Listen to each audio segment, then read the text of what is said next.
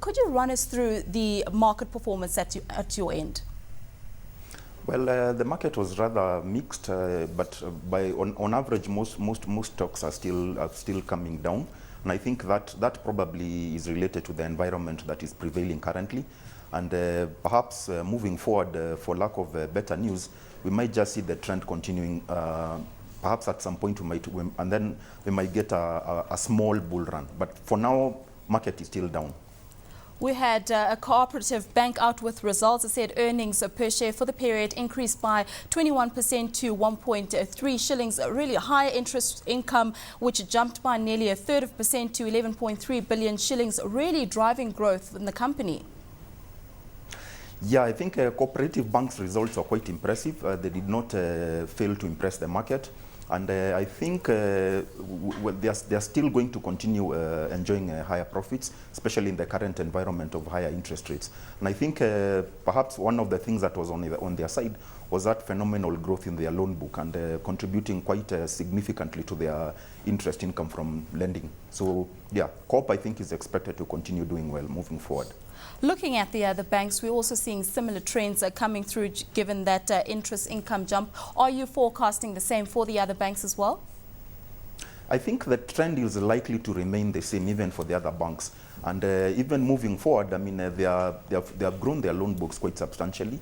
And I think with the current trend of raising their base lending rates, then I think they're likely to continue maintaining their net interest margins up. Looking at Safaricom, it was out with results yesterday. How did the stock perform given that we saw a slide in pre-tax profit of about 48.3%?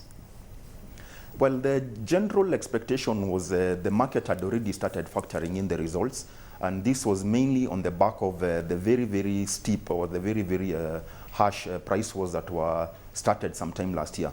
So they were not expected, and the impact was not felt at half year. So I think this is basically what the market has been, factoring in, and the price has actually been coming down since beginning of the year. So by and large, I don't think the news was very, very shocking to the market. Otherwise, the price would have dropped by an even bigger margin.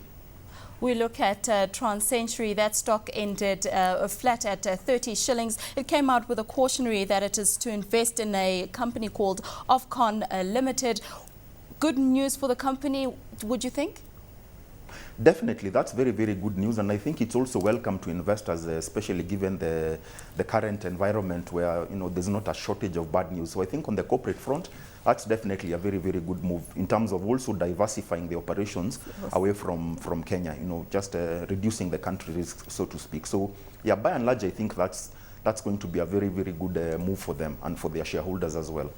We also had other corporate news from Car in General. We saw that stock up about 1.04% in yesterday's trading session to end at 24 shillings and 25 cents. That on news that it was to dispose about 65% of its holding in Premier Power Equipment and Products Private.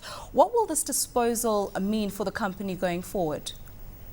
Well, I'm not quite in the know about the exact details of that transaction, but I think from the general investment point of view, it's likely to bode well for them, especially in terms of booking those gains in their books.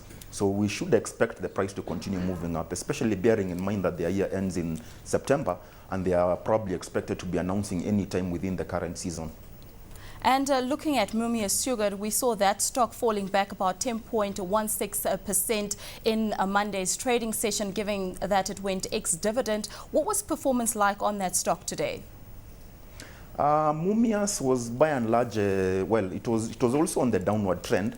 And I think that is likely to continue moving forward, especially looking at the current environment where costs are expected to continue trending upwards. If the results that we have seen are anything to go by, and the rising inflation, the rising cost of electricity, so these are likely to put their profit margins under pressure.